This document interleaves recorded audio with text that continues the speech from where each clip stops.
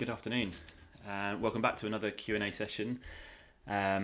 These are the sessions where I'm going to try and help you with any problems you might have regarding getting started with strength training or progressing if you're in kind of the early beginner stages. So coming up on this sort of session, I've prepared the following questions. So we've got some questions about resistance bands following the part I did a couple of weeks ago about resistance bands. So there's some people wanting some ideas of exercises that they can do with their resistance band. So we'll go through some there. Someone else has come and asked about tips around maintaining motivation. And then another question that I commonly get asked is, how do I know what weight to start with when I start my strength training? So we're going to cover those three questions, and then I also want to cover any questions that you might have if you're watching this live. So if you are watching live and you've got a question for me, please do use a comment on the chat feature, and I'll be able to answer that within the session. So yeah, we'll go straight in with that first question there about resistance bands. So yeah, I have a resistance band at home. What exercises can I do? Now, anyone who knows or seen anything knows that as well as using things with weights, I love the sort of resistance bands, and these ones in particular that I quite like to use. You can get these at different levels. This is generally the one that I tend to start with. I've put a link below of where you can find these on Amazon for as little as £5 or £6. But the benefit of resistance bands is that they work in the resistance it provides, work in any direction depending on where you've anchored the band to, whereas a weight will only work in the downwards direction of gravity. So you have to kind of move your body around gravity to try and work different muscle groups, and that can prove quite difficult sometimes. So resistance bands are a really nice way, in particular if you are working out at home, because they store away really easily, nice and light.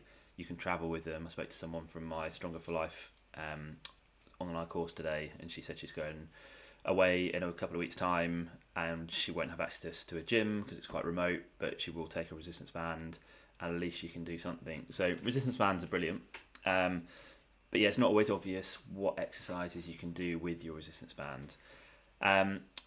So it's quite nice timing actually, because I've just got another video that I've been filming and is finished editing that I'm going to release at the weekend about 10 resistance band exercises that you can do, and I thought I'd just give you a little sneak peek of that video. So it won't have any sound, and it's just a shortened version of it, but I'll talk over whilst we're going through it. So yeah, I'll play through it first, and I'll talk through some more about each individual exercise afterwards.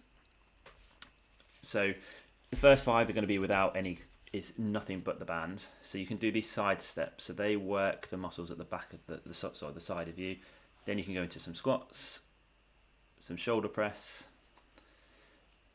then we can go into a kind of Romanian deadlift type motion, then we go into bent over row, then it's what's called a pale-off press, then we can do trunk rotations, and we can do a standing row, hamstring curls, and knee extensions. So for the last 5 of those exercises, you might notice that you'll need the resistance band to be anchored to something, and you can just see in the bottom sort of right hand corner of the video there that I've used this, which is a door anchor. So it's got this foam stopper on one side with a loop on the other, and that just goes over or around the side of the door and leaves this loop, and then you can either just loop and just place the band through there, and then you've got your solid anchor point. And if you're doing it like that, you just put the longer loop through. Oh, where are we? There we go. And then you've then got that attachment point.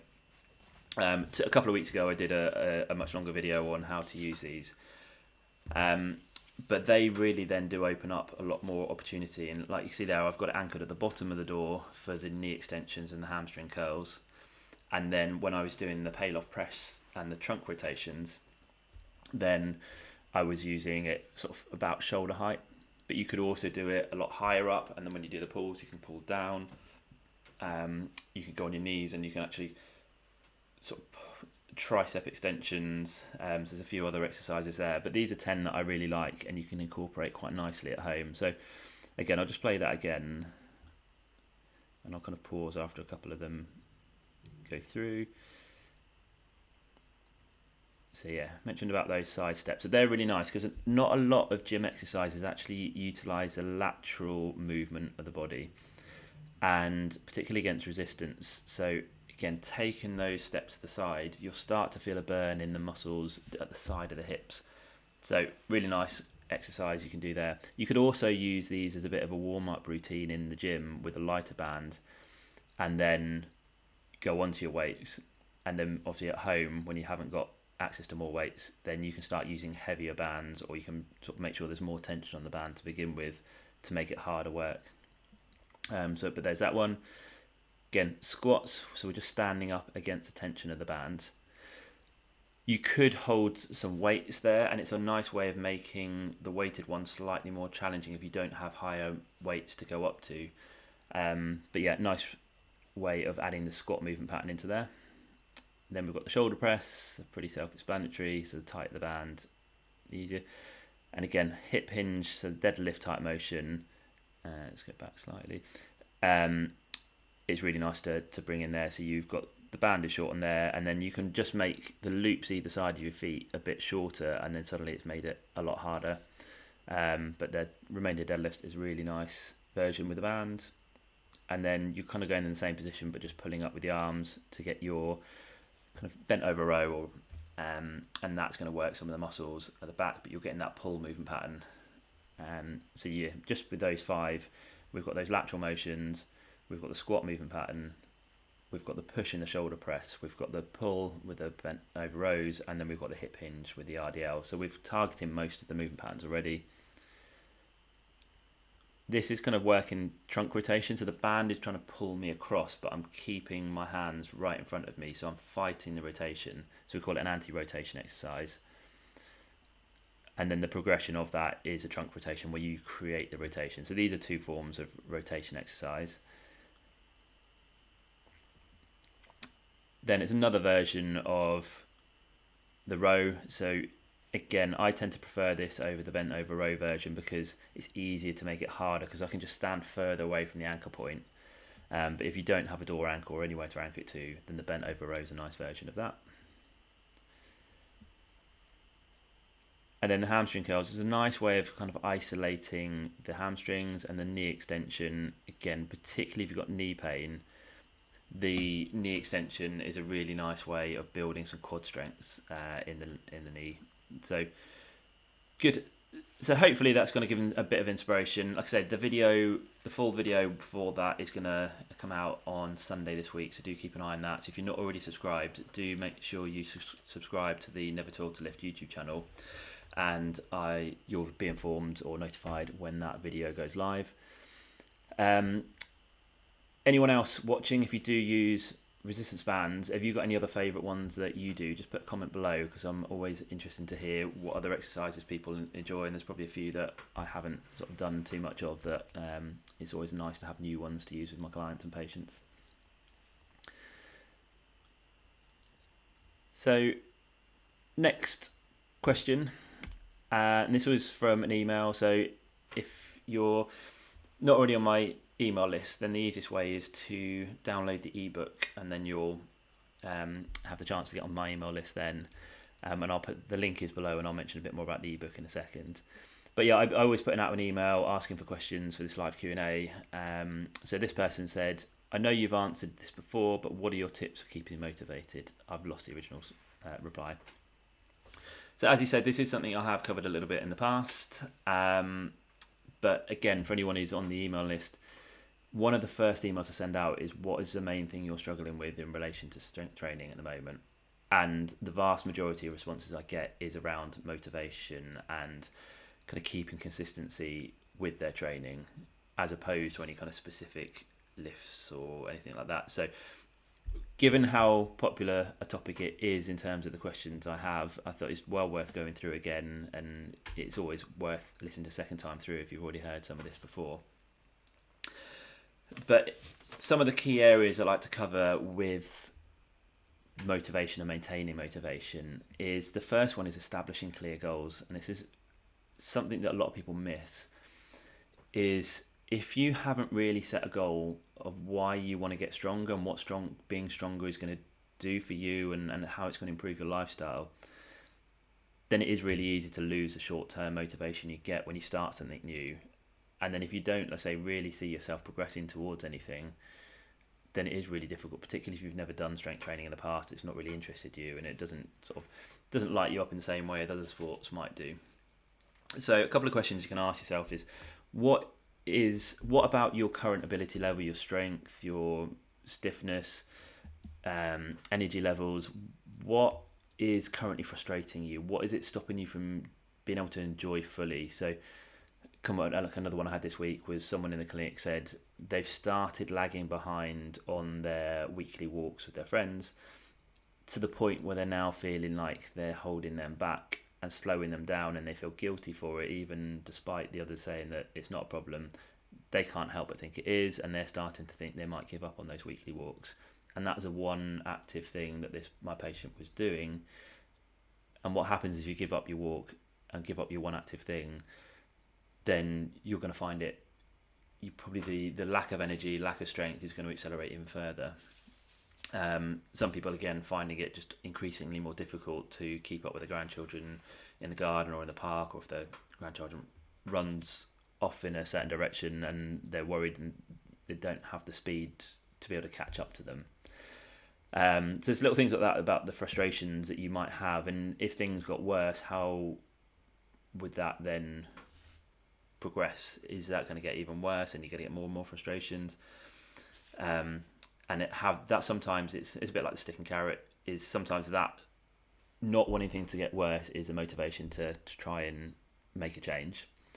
For the other people, it's, what can you envisage yourself being able to do in the future if you were stronger? What else could you achieve? And sometimes if you can keep envisaging that, then it really helps to maintain the motivation with your training. And as a bit of another way of thinking about it, I've recently signed up for a half marathon, and with my running, it's really kind of kick-started my routine with the running. And my the thing that I'm envisaging is beating the personal best for my half marathon time that I achieved I think it was exactly about 10 years ago to the year.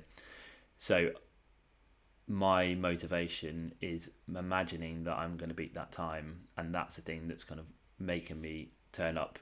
Like yesterday morning, the only time I could kind of find this week to fit 3 runs in, I had to do one about 5:45 yesterday morning, and I'd never have got up at that time if I didn't have the goal in mind that I want to achieve, and now that's the only time that I've got to do it in.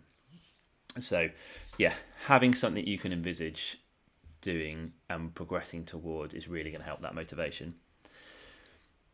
Then if you've not really been into the idea of strength training before, you've never really done it, it's new to you, it doesn't excite you quite as much as other things, it's not going to take a huge amount of friction to try and stop you and derail you from your progress. So what we need to try and do is try and remove as much friction as we can. And what I mean by that is, some of the things that we can look at is planning ahead. And you really do need to have a plan. Because if your plan is, I'm just going to turn up to the gym and then I'm going to do a workout, and that's about as much thought as you're giving it. When you get to the gym, or you've got your weights out at home, you'll then have to do all the mental work and have that mental energy to start to think, right, what exercise am I going to do? What weight am I going to use? How many repetitions and sets am I going to do? Once I finish that, what am I going to do next? And then the chances are you might think of a few things and then call the session short and then go home again. Whereas if you've done all the planning from the start, so you know, and the way, and I've talked about my ebook, which I'll mention again in a second, but I tend to have 2 alternating workouts that you work on for 12 weeks, possibly 15 weeks or longer. And all you have to do is turn up and you're doing your little workout of 4 exercises. You didn't have to think about it because you planned that in advance. You know from your last session how much weight you used. So again, you don't even have to think about the weight you're using. And not only have we planned the session, we've planned the progressions over time. So initially you might start trying to reach muscle fatigue at 15 repetitions, and then gradually you're going to get down to 5 repetitions, but you know roughly on that journey where you are. So the next time you go in, you know, well, this week I'm in for 12 repetitions and I'm using this weight, and if it's easy I'll add a bit more. And yeah, the more of a plan you've got, the easier it is. And going back to my kind of analogy with the half marathon, is I've found a running plan, I've tweaked it slightly to fit in with the days that I can do, and I don't have to think about when I wake up in the morning, what am I going to do on this run, how long is it going to be, what pace am I going to try and target. The plan tells me everything. So the only thing I have to do is put my shoes on, step out the front door, and mine's on an app, so I can literally just open my app and it's all there ready for me. Again, if it didn't have the plan, I certainly don't believe that I'd be hitting my PB, because I'd be going out and doing runs that might not be actually the best thing for me. I might be doing long runs all the time and just going hard as I can all the time, and actually you need some slow, longer runs in there, quick ones, interval ones, etc. That's slightly off the point, but you need to have a plan in place. And it's the reason the couch to 5K is so popular, because it's the same kind of thing. People just put the shoes on, go out the door, open the app, and the app through the headphones tells them exactly when they need to walk, when they need to run, how long it's for, and they just come back again. And the least amount of thinking you have to do on the day, the better. And that can come down to other things as well, such as preparing other things the night before. So for me, going for that run at 5:45 in the morning, the night before, I made sure everything was packed in terms of in my bedroom doorway, I had my t-shirt, shorts, socks, trainers, everything laid out that I needed. I also knew that I wouldn't have much time to be able to get to work afterwards, so I made sure my work bag was completely packed. And in the morning, all I had to do was wake up to the alarm, grab a drink of water, put my clothes on, and I was out ready to go. If I had to do all that in the morning as well as prepare for the run, again, I probably wouldn't have done it. So again, as much friction as you can remove, that's going to really help. And then the last main one, and there's another one at the end, but it's recording your progress, particularly in the gym. I mentioned, if you look back, you already know the exercises you can do, and if you look back and you can see that you documented that you did that exercise with this weight for this number of repetitions, and you might even put a little note in there, that felt quite easy, next time I think I could do a little bit more. When you go back the next time, you can see that note and go, okay, well, I did it with this time I'm going to use this, I'm going to be aiming for this number of repetitions. If you hadn't written it down and you just went purely on memory, and you've got 2 alternating workouts of 4 to 5 exercises, you might have 8 to 10 exercises. You're trying to remember how much weight you used last week, and inevitably you might get it wrong, and then you'll waste time maybe using one that's too light for you, and then feeling like you have to do even more sets at the right level, or you might pick one too heavy and actually feel like you tweak something or cause yourself a bit of pain that means you then can't go to the gym for a couple of days. So recording your progress is really useful for planning the next session, but also to take stock sometimes and look back over over sort of what you did maybe a month ago or 2 months ago. And if you can see the weight you used then that you found challenging is now much less than the weight you're using now, it is really motivating, because you can see that progress and you can see how it's pushing you towards the goal that we established right at the start. So recording your progress is really important. And then the last one that works for some, doesn't work for everyone, but if you can have an accountability partner, that makes things so much easier. So for example, as well, I'm running the half marathon. My next door neighbour, who I get on really well with, he's also going to run the same half marathon as me, and whilst we can't really time many of our training runs together, to know that he's doing it, and if he's done it, there's almost a natural little bit of competitiveness that I know I need to get my run in. And if we can just hold each other slightly accountable to each other, to know that, yeah, if he knows that I've been doing it, it's the same thing. And we're both working towards the same goal, which helps. If you can find someone with similar goals, it's even better. But it's generally, if you know there's someone else who's going to be interested in your progress, and you can say, my aim is to turn up to the gym 3 times this week, and at the end of the week you can tell them you did that, and they can tell you vice versa that they did it. It really helps. And even better if you can have a training partner that you go to the gym, you can still work on your own workouts with the weights you're using. You don't need to try and change your workout to meet their goal, but just being in the gym together and turning up, you're more likely to turn up if someone else has arranged to be there at the same time as you, as if you can just go at any time. So there are some nice ways of maintaining motivation. And again, if you're watching this and you have any sort of tips that you found really useful that I've not mentioned, then please leave a comment below with your kind of tips for maintaining motivation. I would love to hear those. Now, as mentioned that I would talk, or I've mentioned the ebook. So for anyone who hasn't seen it before, this ebook will guide you through the process of developing and creating your own 12-week strength training program around your current ability levels and conditions or restrictions and movement you might have. So if you are interested in getting started with strength training, then I recommend you do check that out. So it's completely free. It's nevertoiltolift.com/start-here. The link for that is in the description below. Equally, you might not like that on a screen, and you might prefer a physical copy, and it is available as a paperback on Amazon. So just search Never Too Old to Lift on Amazon and you'll find that there. Let's hide that there. So I've got one more question that I've prepared. If you are watching this live and you've got any other questions, probably your last chance to type the question in, and I'll then answer it after the next one I've prepared. If you're watching this later in the day, then you feel free to still write in the comments. I do check the comments every week to then answer in next week's session, which will always be 12 o'clock on a Wednesday. But yeah, any questions at any point, do put them in comments below and I'll come back and check those. So for now, the last question is, how do I know what weight to start with? So a lot of people sort of have picked some exercises, or even if they found a program online somewhere else, they know what they need to do in terms of the exercises, but they're just completely sort of clueless to how much weight they should lift, and they often think there is this good, perfect weight that you should try and work with, and what I try and recommend is people don't think about what other people are doing and what's considered a good weight. It's what do we need to do, or how much do we need to lift in order to be able to establish strength as an outcome of doing that exercise. And that's the goal that we're going to try and get to within a few weeks, couple of months of starting.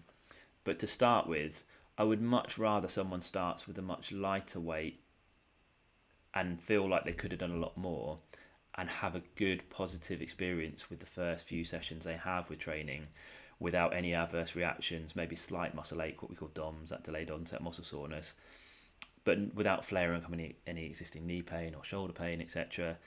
I'd much rather you start really light and build over time than suddenly go in way too heavy because you saw someone else doing it with that weight, and that's probably what you should be doing, and then find that was too much for you, and then causing up a reaction and a flare up of an existing condition. So the general aim that we do want to try and get to as quickly and as safely as we can is we want to pick a weight for that exercise that you find that you reach fatigue close to 15 repetitions to start with, or within 15 repetitions. So I normally suggest anywhere between 12 and 15. So if you were doing a shoulder press and you start to get to 12 and it's a bit of a struggle, but you can maintain relatively good form, sort of 13 you manage, and then if I tried a 14th, there was just nothing left. As long as that happens somewhere between 12 and 15, then in terms of building strength, we've got that perfect. If you got to 15, you could have done a lot more, so you could have done at least another 5 more repetitions, then you pick a heavy enough weight. So the next set you do, or the next time, the day you come back to this exercise, you want to add a little bit of weight, and that's where documenting these is important. So if you then write that down, you might have a little note section saying that on the last one I could have done at least 5 more reps, so you know when you come back, the weight that you use there was too easy, let's try a little bit more. The opposite is true. If you were aiming sort of 12 or 15 and you only manage 6 repetitions, then if you're at the very early stages, that's probably too heavy and too soon to be reaching muscle fatigue, because your body might not have time to adapt, and you might cause yourself a bit of a reaction or an injury. So again, initially when you're very new, I'd start at 12 to 15 repetitions, but then when you have found that becomes a lot easier, you know what weight consistently to use for that, then actually you do want to increase the weight a bit further, and maybe aim for somewhere between 8 to 12. And it's the same thing is true if you hit 12 and you could have done at least 5 more, then you've gone too light and we need to increase the weight. If you weren't able to get 8, then you've probably gone too heavy. And then once you spent a few weeks in that range, you can then come down to sort of the 5 to 6 or sort of 3 to 6 mark. And the fewer reps it takes to reach muscular fatigue, the more strength you're likely to get from that exercise. But you don't want to rush straight to it. So it's a bit of a cop-out answer, because in one sense it depends in terms of how do I know what weight to start with, and it very much depends on your training history, how much you've done in the past, if any at all. How do you find body weight exercises such as a squat, getting up and down from a chair?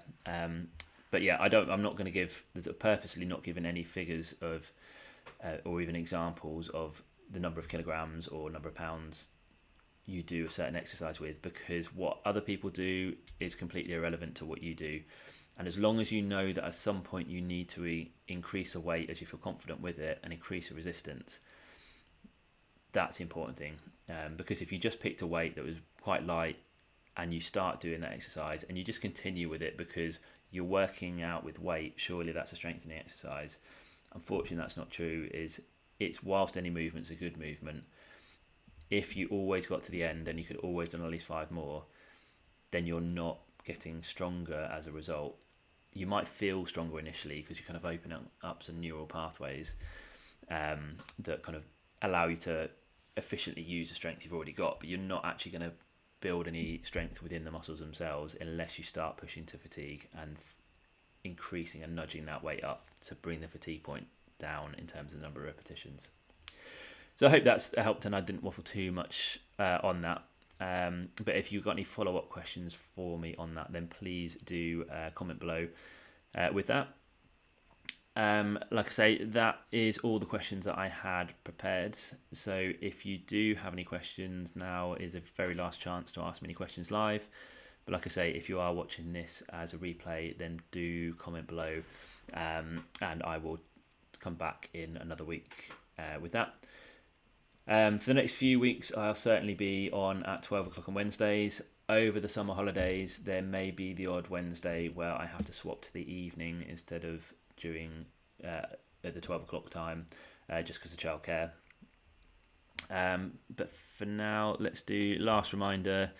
If you're interested in the ebook, then the link is there. But again, link is in the description below. You can find that on Amazon by searching Never Told to Lift. You might have heard me mention my online course there, which is all the same sort of theory and content, but it's a bit more interactive way of going through it. And then you also get access to me on weekly group Zoom calls to discuss your progress and any challenges you might have. But again, the link below is for there. And I also put the link for the resistance band and the door anchor in the description too. So if you are interested in doing some more with the resistance band, you can find those on Amazon. And like I say, I think the band itself is about £5-6. The door anchor is only a few pounds. So it's a really inexpensive way of getting started at home without needing lots of heavy weights. And you can just use something that packs away quite nicely. But for now, I hope you have a great week. And yeah, do get back to me with any questions. Or the other thing worth mentioning, if you're not happy commenting below and you'd rather keep it anonymous and you want to ask a question in a different way, then email is another great option. So it's chris@nevertooOldToLift.com. So that's chris@nevertooOldToLift.com. But for now, let's say have a great week, and I'll see you on Wednesday at 12 o'clock next week.